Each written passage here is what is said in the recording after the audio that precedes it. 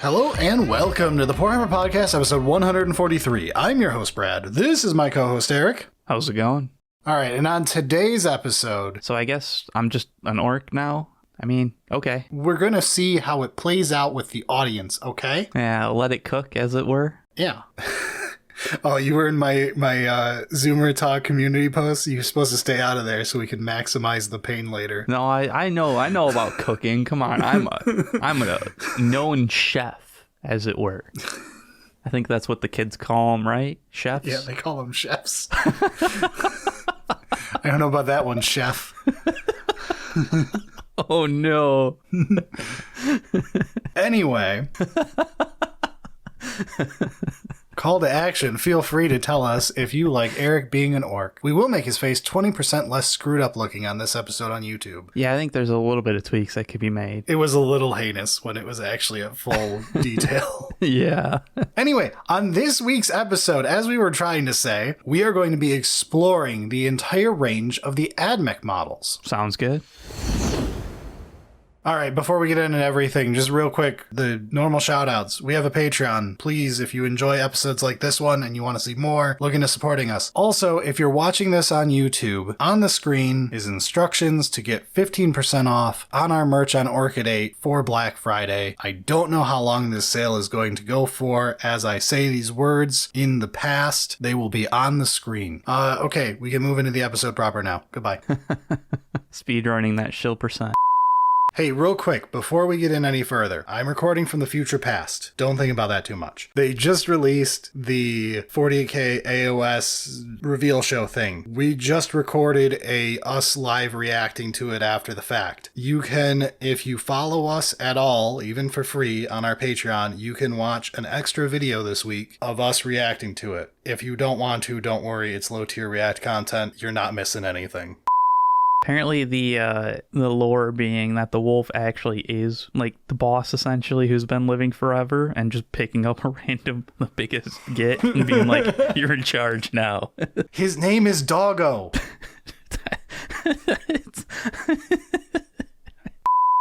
All right, so normally I would say we're pretty bad at giving AdMech the spotlight. I don't think we've done many AdMech-centric episodes other than ones where we bitch about how expensive they are. I was going to say, we've done a great job, I think, of examining the dollar cost of these actual models, but actually like looking at the models without the monetary price in mind is not something we've really done. Yeah, so I think it's time to give AdMech their due, and let's do a nice hyping up of all the range. So if you're new, you are the target audience for this episode, and if you're not, hang around, it should be entertaining.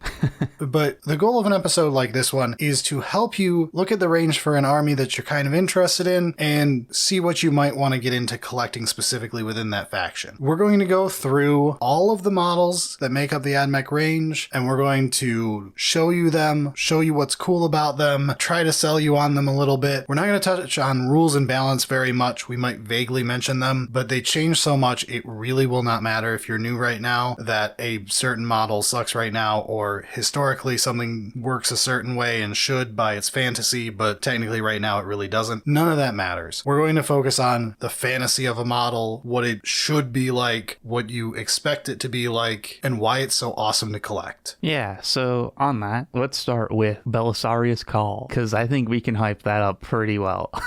Yeah, when we did Space Marines, we banned ourselves from talking about any of the characters to make the episode not 6 hours long. There is one named character to talk about in all of AdMech. Yeah, I don't think any other faction is going to have to do the ban characters, but we'll see. AdMech, though, Belisarius Cawl is sweet. I know that you've got all the, like, Belisarius Cawl as a lore thing, has books, and, like, that's great. Very cool character. The model, holy shit, man. There's just so much cool stuff going on there. I think Cawl is in my top. He's definitely in my top 5 40k characters in total. He's probably in my top 3. Cawl is a fantastic character through and through. If you're going to read AdMech lore, about half of it is going to be Cawl books. He is a wonderful character full of antics and quirks. I'll leave it at that. But yeah, he's a weird dude. So his model, you are right, is absolutely sick for, like, it's not a giant centerpiece. I mean, it's not small, but no, I know what you mean. It's not like a knight. Yeah. He's smaller than a tank, but like he's very large for a character. And especially for like AdMech, he stands out. And there's just tons of detail on this model too. One thing that you'll find out if you collect this army is you have a lot of spindly small models, and it's really nice to get something refreshing, like a large centerpiece with a lot of interesting features that aren't like tiny little sticks on sticks, which you're going to find with a lot of your troops. Yeah, I mean, Cawl has a lot of stuff, but because he's just like a larger model, a bunch of his like tendrils and stuff, they have some like actual heft to them, as opposed to just like, oh, I looked at it wrong and so it broke. Which is unfortunately something I can level as a negative for most of the faction. Yeah, I mean, that's fair. But like for a centerpiece model, there's just an infinite amount of stuff that can be done.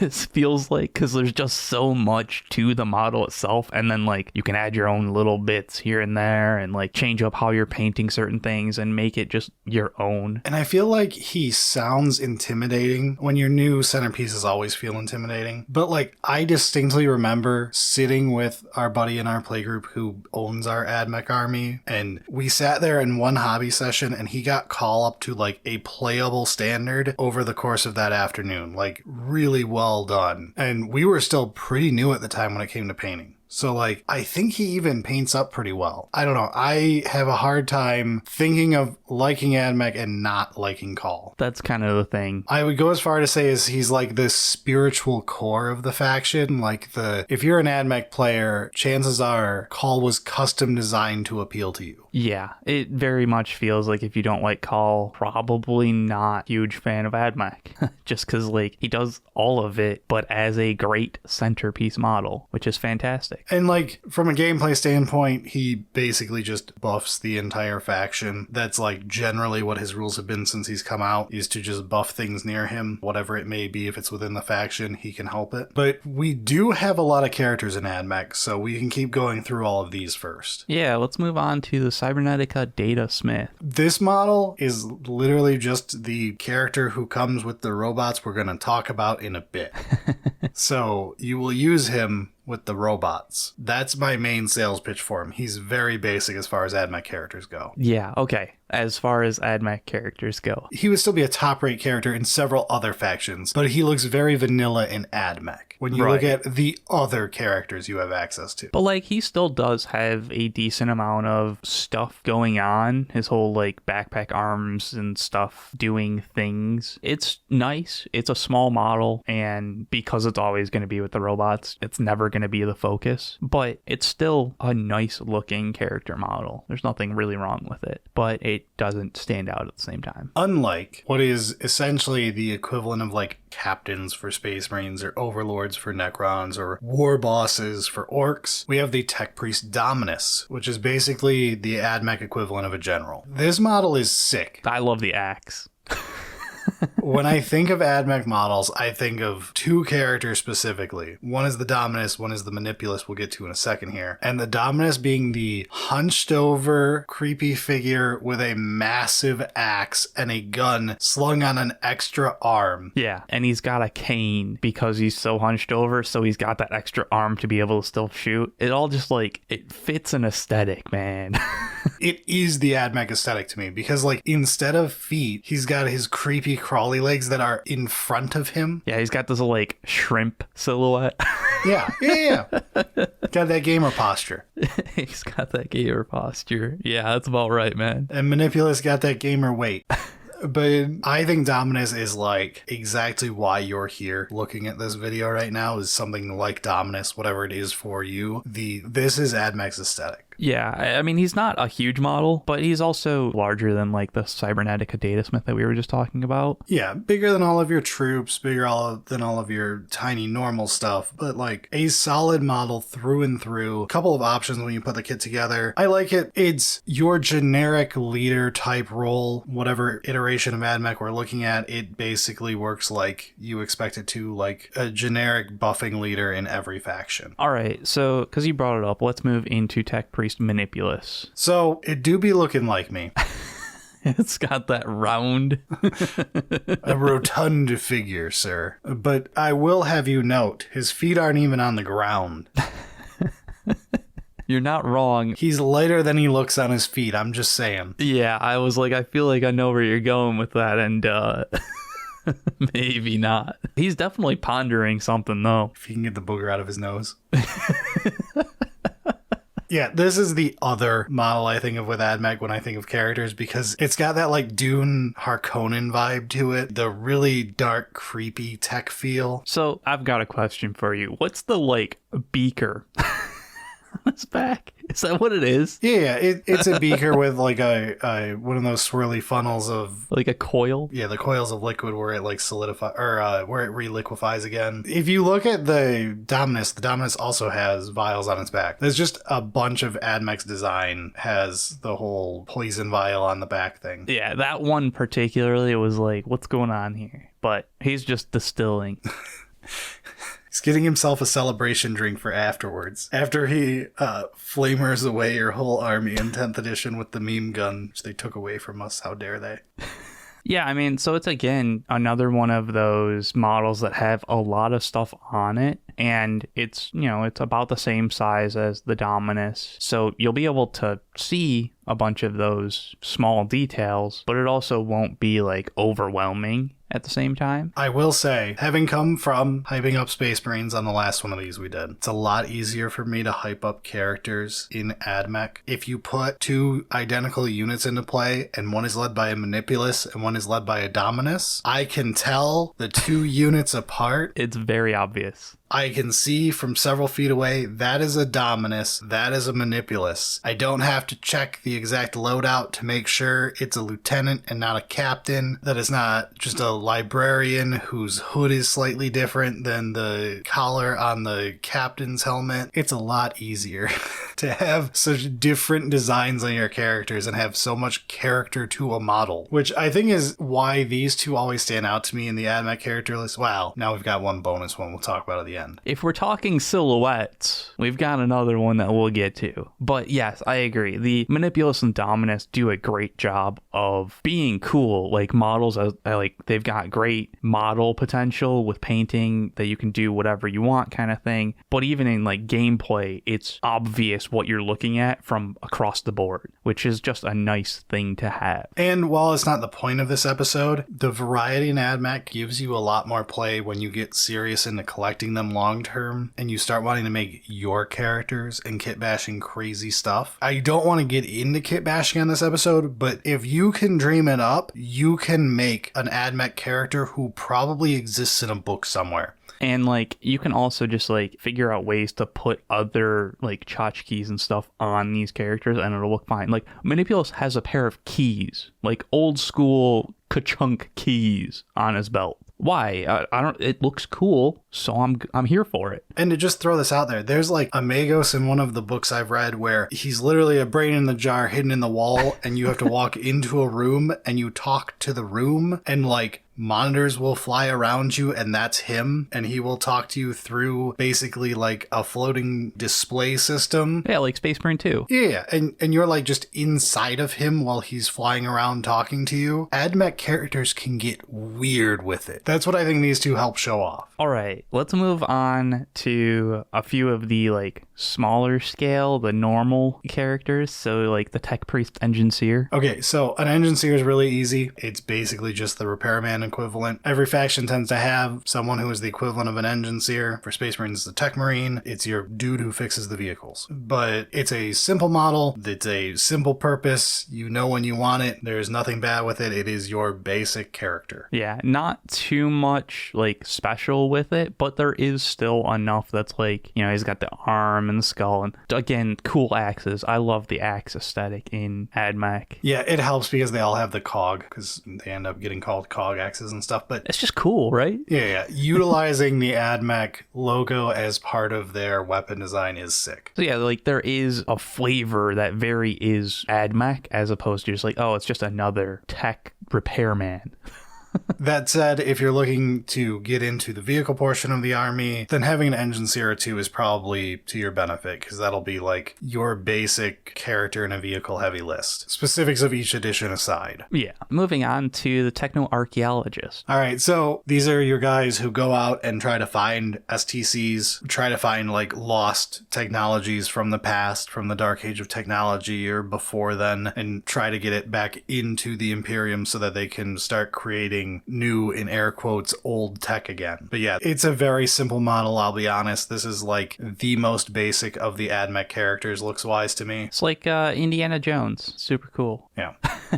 I mean, there is still stuff going on with the model, absolutely. But in comparison to a lot of the other characters. And again, I feel bad saying it because it's like, I'm comparing it to all the characters in AdMech. If you put this in a lineup of like Imperial Guard characters or Space Marines, this stands out amazingly compared to how they do in a lineup. Yeah, it definitely has an aesthetic that is AdMech through and through. And it's cool. It's just, yeah, it's kind of the more boring of them. All right, now we can talk about one that it's gonna sound weird, but I really like it. So the Skitarii Marshall has a simple utilitarian design, but it's still AdMech through and through. Lots of metal, lots of neat wires and stuff, tubing going across him. Sweet helmet. Yeah, I was gonna say, like, out of all of it, the helmet is why I like the Skitarii Marshall. It's so cool. He has a single weak point on this whole model, and it's that stupid little staff that does more damage than a Necron Overlord's gigantic scythe. Yeah, it's weird calling it a staff. We're not getting into that today. But anyway, I really like that the leader of Skitarii units, like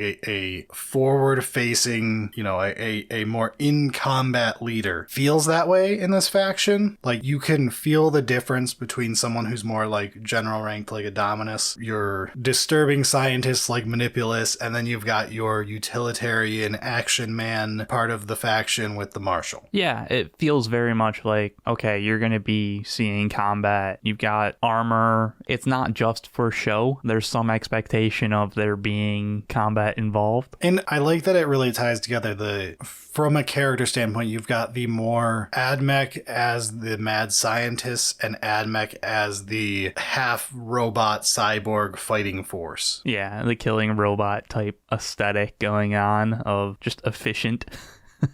All right, so I think that's everything that stands out in the characters. Yeah, except for the one that literally stands out. You see on YouTube, he's been hiding in the background the whole time. You probably didn't even notice. Borelio, zoom out. Zoom out. He is our long-legged boy. So the tall boy, as I call him, he's our sniper, who is a memed to death character. There's no way that you're getting very far in AdMech without being shown him, because everyone finds him amusing. But to the credit, it's one of those, like, similar to Dominus and Manipulus, Sydonian Skatros has a unique silhouette. You know Yes. what it is from across the board with no hesitation. That's one thing I'll give AdMech through and through. They have so much character. You cannot mistake the different types of AdMech models for each other. Yeah, I mean, well, other than when they literally just, like, ripped a data sheet out in half, but we'll ignore that for the moment. We'll get to it. Yeah, as many memes as there are for this model, I think it's really cool. It's hard not to like someone who's got such a long schlong. Basically. Really, that's what we're into on this channel, as everybody knows. But yeah, he's your basic sniper character. It's exactly what you think it is. It is that. And it does it in a unique way, so I'm pretty happy. I think it's cool. So, with all of our tech priests out of the way and our Skitarii characters, let's get into the topic that basically AdMech is split in two. You've got your Skitarii and your not Skitarii, which is basically tech priests and one unit of robots, but there should be more. Yeah. And the servitors, the Kataphrons, we'll throw them in that half. So we'll talk about the Skitarii first, and then we'll get into the other part of the army, and then we'll do vehicles. So, starting battle line Skitarii with just the Skitarii Rangers. So, just overall, for if you're new and you don't even know what a Skitarii is, Skitarii are essentially, you take Joe Schmo off the street, you replace the majority of their body parts and parts of their brain with augmented metal parts, make them shinier, better, faster, stronger, and more obedient. That is a key part. Ethics of that last part aside, The Skitarii are basically the step above a regular trained soldier. They are your tech soldier, your most 40k feeling thing I can imagine of what if we chopped up our own troops to try to make them better. Very much heavily augmented troop everywhere from like the actual limbs to, some brain implants as well, which does make them a very effective fighting force. Honestly, it's part of the aesthetic I love so much is that basically nobody keeps even like a human face. They all end up with creepy, I don't want to say robot face, but like masks that are welded on or like you don't want to look under them. Yeah, which, I mean, given that I generally like the helmet aesthetic on every model, they have some really cool helmet style, mask style modeling, so it's just good fun. And from a painting standpoint, while AdMech are on the more difficult end, having every material imaginable on their models, wood stocks on their guns that are metal, cloth all over them that usually has a pattern on it, glowy bits all over, like you're going to be doing a lot of different painting on these models. While that's the case, you don't have to paint much skin in this army, which is a win. That's very true. When you're newer, it's one of the hardest things to paint, in my opinion. But yeah, so your Rangers are your stock standard troops. They're what you expect the AdMech front lines to look like. It's a bunch of Skitarii doing actions, having guns that are absolutely insane if you read the lore on them. One of them shoots lightning bolts. One of them is a sniper that you need a stand for. They're very unique though. Like as crazy as they are very unique in even just the silhouette of one of them has to be held up with a rod on the ground to shoot. And one of my favorite details, this is very rare in 40k, one of the models who will have the arquebus is on a long base. Yes. It's not on the same little circle base everybody else is. I love that so much. The gun still hangs over the base, I'm pretty sure if I remember correctly, but not like it could have from a bunch of other models doing that same kind of stupid shit.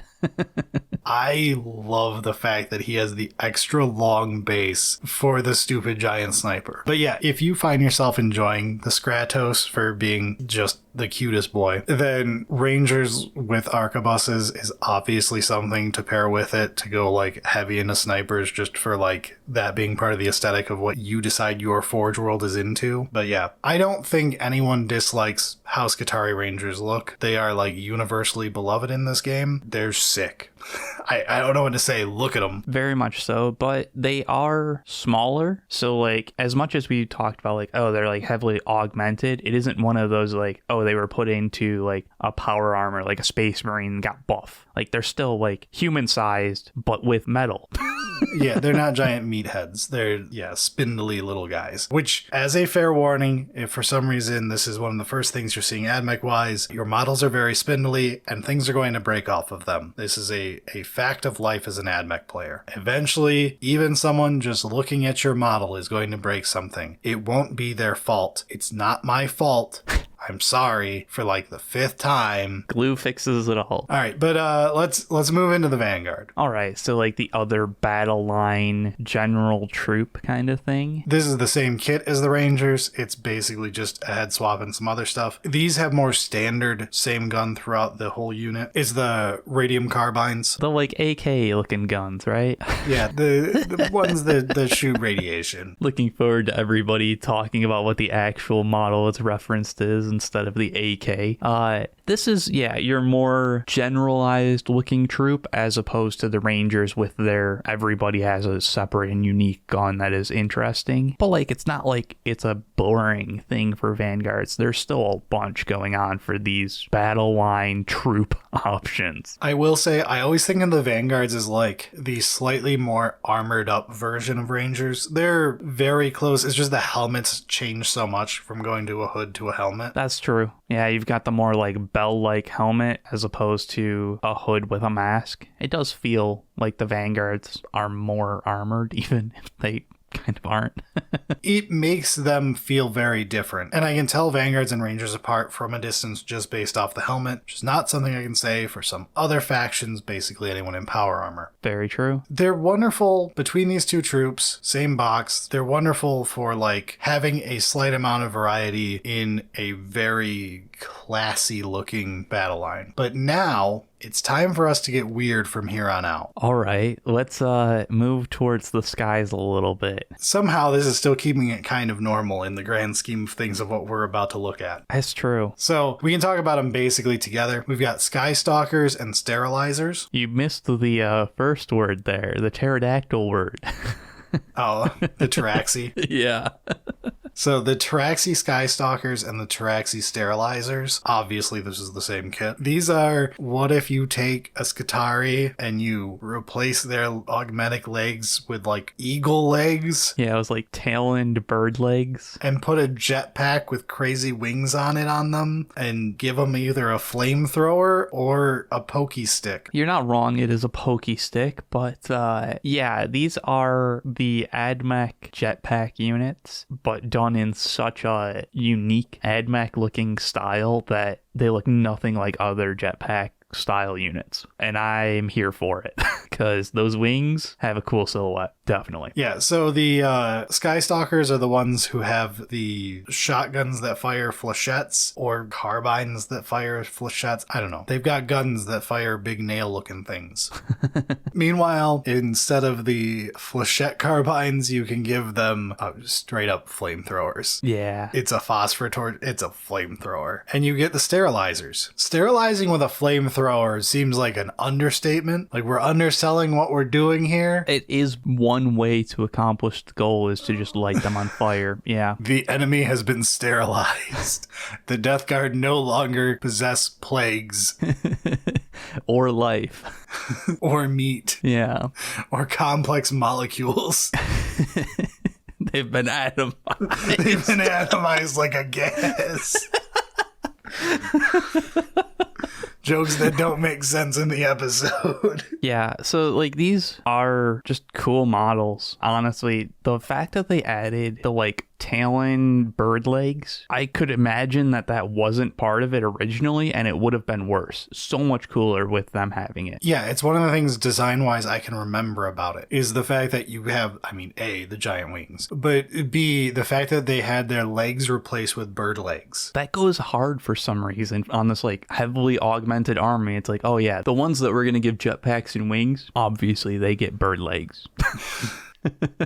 Such an AdMech thing. Yeah, but if you like this part of the army, it's basically these, and when we get to the planes, they've got the same wing thing going on. You can go for like a flight-heavy AdMech list. At one point in 9th edition, 6 planes was meta. We're not discussing that today, though. But I do like the Da Vinci wing style look. It's very iconic to how you imagine AdMech. One of the first things most people will think of is the Da Vinci wings. Yeah, it's definitely got the whole spindly aesthetic and like, what if cogs but high tech. So from the sky, let's move on back towards the ground and mechanical horses. Eric cannot do segues, people. I just want us all to take a moment and think about that. However, yes, it's time for us to ride our robot horses, which are actually dogs in this case. So like there's a decent amount of detail on these, I guess, dogs, hounds, whatever. And I don't know, man, it's just like, it's so cool to see this heavily augmented army riding on like mechanical horses or dogs. I like that, like, we've got the Serberys Raiders. Their dogs have more like the skeletal horse face, right? Yeah. So we can call them horses, I guess. I think that makes sense, yeah. So they've got that look, and they've got their generic rifles that they've got. But then we get down to the Serberys Sulphurhounds, and the head is clearly a dog aesthetic. But B, the head is a flamethrower. Yeah. Which is terrifying when the guy riding the robot dog shows up, but the robot dog's face isn't a face, it's just a flamethrower on a pivot. It makes sense, kind of, in this like, hey, it's not like a living animal, we can add guns to it kind of thing. But very unexpected, I think, the first time anybody shows up and is like, oh, it's just like a heavily armored horse that's weird looking, right? And reminder, these hooves they're going around around on, like their metallic legs, have raptor claws. I guess I hadn't really noticed that, but yeah. They're like nightmare fuel. I know it's 40k, so a lot of stuff is nightmare fuel, but I feel like people don't take the time to look at the details on the Serberys units, and they are so sick. I absolutely love these models. I would never want to have to paint a bunch of them, but if you want, you could go heavy into these and do a lot of them. Yeah. I feel like you don't have to go too hard to make it look decent just because there is so much detail, but there absolutely is. You can just keep going with, making the painting scheme more and more intricate, which is great. But dude, the mounted aesthetic, I'm just so here for it. And I do like that you can like unify the look of having your vanguards on foot with your Sulphurhounds, who also have the Vanguard helmets, versus the Raiders have more of the Ranger style hood. Yeah, like the hood and mask versus the bell looking helmet. Yeah, and I like that even in Skitarii, you can feel like the different strains. Yeah, like it's an overarching aesthetic, but there's those slight tweaks that flavor it more towards one side or the other. All right, let's take our shooting army and add some swords and stuff to it, because it's not like we're Tau. Sure. We're allowed to do melee too in our shooting faction. Sounds like cheating. So what if we take our Skitarii and we rip all their limbs off and give them long, creepy limbs so that they can be the stuff of nightmares if they're running at you through the woods at night? Yeah, okay. I see what you're saying. It's a very General Grievous look. Yeah, they are so creepy with their extra hinged leg thing. Yeah. The Sicarian Ruststalkers. Like you said, the melee, they've got swords. 2 of them. 2 of them. I mean, they look fast and scary in melee, right? Like, that kind of frail looking a little bit. To be honest, that's most AdMech. Yeah, so it isn't like they went too wild, but very much deadly and fast in profile. They did a good job of making them look creepy with those extra hinges. So the Ruststalkers are equipped with like, they're called transonic blades, but they're like the vibro blades, right? Yeah. And then we've got infiltrators. Infiltrators are the same thing, some slight differences to like having some robot from Star Wars has this helmet. But that helmet, I don't know my Star Wars well enough to know which robot that is. I want to say it's like HK3 or something from KOTOR had it. I don't know, it's been a long time. Anyway, they've got that helmet and they've got taser goads. Because what's funnier than zapping people to death with a gigantic taser? I mean, to be fair, these also have like normal guns as well, so not fully all in like the Ruststalkers of go fast, get into melee. To wield like smaller power swords. Yeah, but the Infiltrators definitely have that, again, super quick looking profile that have a melee and some guns just in case, as you're running. And Infiltrators, from like a gameplay standpoint, are your in and out skirmish type unit. That's why they've got their little stubber pistol thing too, of like they're supposed to dodge in and out, doing objectives, playing around the corners, trying to flank people, be a nuisance in general. They're not your main fighting force so much as your strategic infiltrating spy like things. Exactly. Very cool. Again, I think if you were going for like that Skatros sniper aesthetic, then the Infiltrators fit in really well with that to me. Yeah. And then I'd probably round it out with our next guys. Yeah, we've got the Ironstrider Ballistarii. And the Sydonian Dragoons, because the one that I was actually thinking of is getting Dragoons with Radium Jezzails. Basically, giant chicken walkers. We can't not call them what they are. They're chicken walkers. They got the big chicken legs. And for some reason, 3 data sheets between this same profile, essentially. It's a current balance thing, but look, in general, it's just you've got the base body, and you can either give it a heavy weapon, like an autocannon or a las cannon, and that makes it a Ballistarii, or you can give it the giant long taser goad, which is a taser lance, and you can have them be lancers. That's Sydonian Dragoons with lances. Or Sydonian Dragoons can also come with Radium Jezzails if you want them to be snipers on chicken walkers. It's just how it works. It's just how it works. Can't explain it. But, so like the core chicken walker is weird, but I don't dislike it. No, I specifically like how creepy it is. If you like just cover the dude and the gun that are sitting on top of it, this is some creepy Metal Gear Boston Dynamics ass creepy shit. Especially because, like, ignoring the dude portion, there's this, like, eye stalk kind of thing going on in the front of the legs. Yeah, the like, sensor array that looks like creepy spider eyes, and then it's got its little Tyrannosaurus arms under it. Yeah, it very much looks like an actual animal. Yeah, and it's creepy. It's so creepy. Boston Dynamics ass looking shit. Very much so. And then, like, they just, they put a dude with some type of weapon on it, and that's cool. But the aesthetic are the chicken legs, man. Those things, they're weird, and I kind of like it. From a lore standpoint, there is the stupid snippet that everyone always brings up, and you just have to know. The Dragoons mount thing that it's on, there is lore that is mentioned multiple times, because GW thought it was the funniest thing, that the Dragoons mount is always moving, because they don't know how to power them off and turn them back on, because when they try that, it won't turn back on. So it's like pseudo alive and just moving around constantly, and they have to like try to mount it while it's doing stuff because they don't know how to like turn it off and back on and not have it just be dead, because it's definitely not an AI animal. Truly the worst IT nightmare. No, I didn't turn it off and back on again. Everything to do with AdMech is an IT nightmare. Yeah, that's true. I have a feeling, if I had to guess, most IT employees play Space Wolves, but the second most common would be AdMech. That's probably true. All right, so you know how you said there wasn't much skin to have to deal with in this army? This is for if you wanted some skin in the army.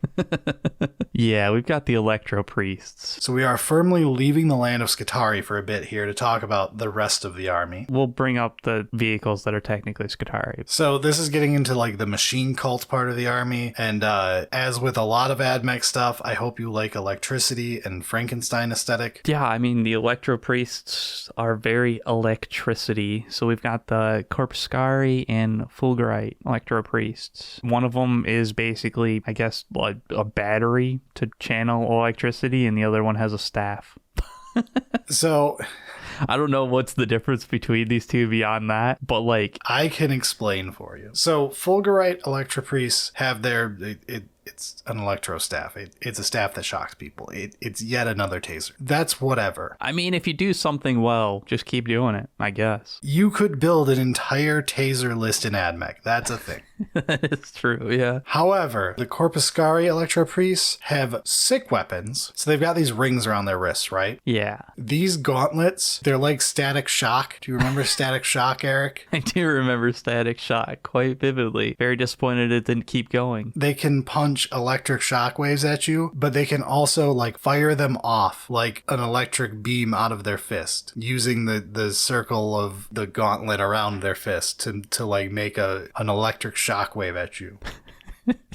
I enjoy how it just kind of like fell apart there at the end as you were trying to explain like how it actually works. I tried to explain it too much, and I don't want to actually explain how it works because it's comic book bullshit and I love it. Yeah, I know it's comic book bullshit, but like they've got these wrist things with a bunch of wires, and all together it makes them shoot electricity. Yeah, imagine punching your fist forward and you fire out a disc of electric shit. Like, that's the coolest thing. I have broken down my being a teacher into just, look at this.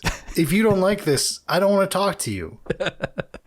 Yeah. I mean, aesthetically, other than like their weapons, they've also got this like electricity coursing through their body. Yeah, they are like the batteries. Yeah, which is, it's neat. Looks kind of annoying to deal with from a painting part, but hey, you chose the like one model that has skin that you have to deal with, so deal with it.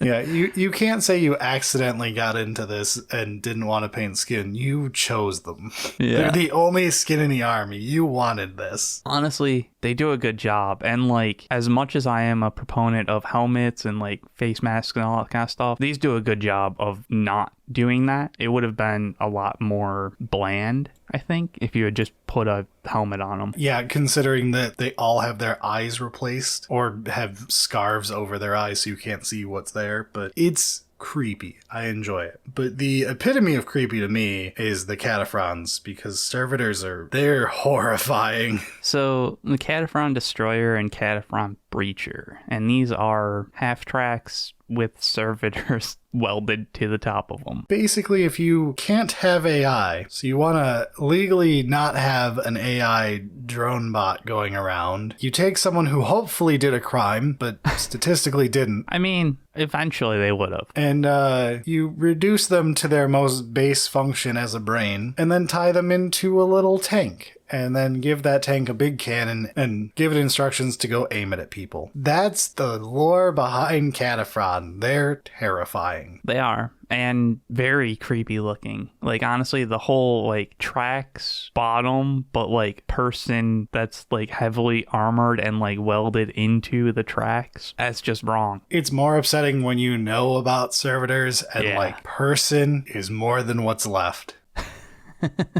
Mutilated brain in a skull. Yeah. And probably a couple organs to keep it alive hidden in there. Maybe.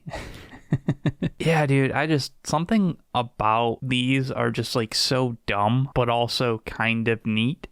Right? Like singular person size tracks. Tanks. They're tanks. Tanks. Yeah. It's so dumb. But, like, it works aesthetically pretty well. Look, if you're fighting as a bunch of guard or whatever, right? And you're generic 80s looking soldier guys, and your opponent sends a wave of these.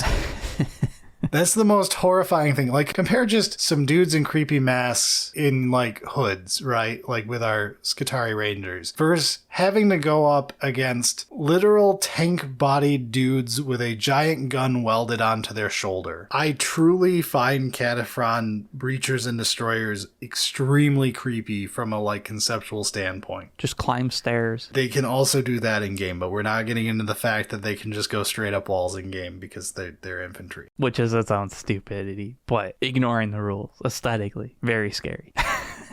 All right, let's move on to the best robots, just the goodest of robots. And the worst robots, because we've only got the one and we desperately want more. Yeah, Kastelan Robots are initially kind of derpy looking. They're such a vibe. They've got the like 50s robot future vibe. Yeah, they grow on you, man. They've got that 50s future vibe, and it nails it. Our buddies has I've seen people post it online too. I'm sure he got it off the internet when he did it. You do the face black and then you paint like neon green emojis on the faces so that the screen is displaying an emoji. Yeah. And it gives them so much character to have a robot with like random emojis displaying on its face while it's shooting at you. It's just so like Saturday morning cartoon future robot kind of thing from the Evil Wear with this cute emoji on the face to make it less scary. I truly do enjoy the Kastelan robots, and like you said, yeah, we just need more of them because this is the only one we have, and there's so much that could be done with this aesthetic. Yeah, they can either have shooty arms, or they can have fist hands, or they can swap it up and have one of each. The phosphor blasters they fire in some editions have been horrifying to face on the tabletop. Currently, I wish they fired a little more, but that's a different thing. Yeah, and like we said earlier, like you're always gonna have the one character with these just because that's how it works, unless drastic changes are made. Yeah, the Datasmith comes in the box with them. Yeah, and like the robots definitely overshadow that character.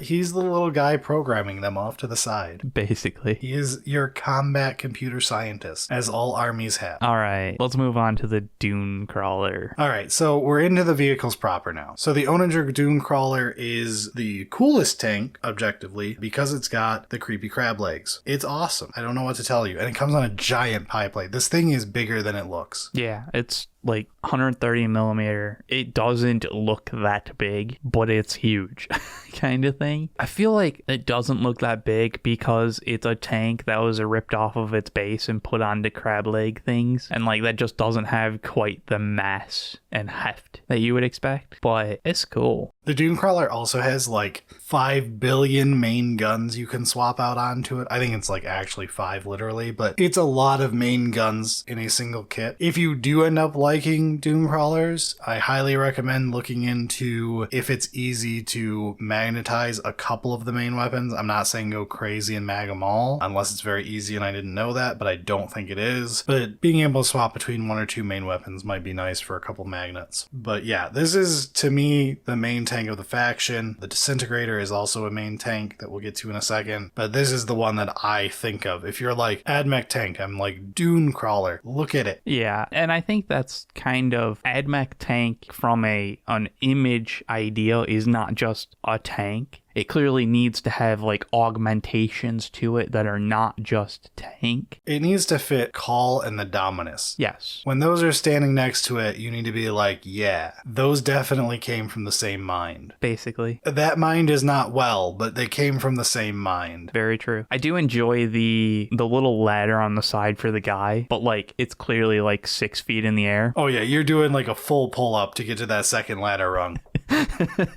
So, yeah, that's just one of those little funny things that, like, especially in AdMech, and I mean, this is for all models, like, the more you look at it, the more you're like, huh, there's that little thing. That's kind of dumb, but, like, also neat, right? Yeah, the AdMech in general, just, they've got that newer model feel where you can see all of these beautiful details and think about, like, if you sit there and look at it, you can think about how the legs look when it is trying to turn around, like, going up, swinging to the side on that central pivot and coming back down. All of the little details are so nice in these models. I mean, sometimes they go a bit too far on complexity of models, but for AdMech specifically, it goes really well just for how the aesthetic is. But you had brought it up. Let's talk about the Skorpius Disintegrator, the tank. And we'll talk about the Dune Rider at the same time. This is the exact same model. It's literally, did you put the top on or not? This is the AdMech Rhino. The Disintegrator is, if you put the top on, it is a tank, and it has a main battle cannon on it. It technically can swap out either the cannon or the indirect fire cannon, but either way, you've got tank form, or the more cool, in my opinion, hovercraft personnel carrier form, where it looks like a D-Day lander.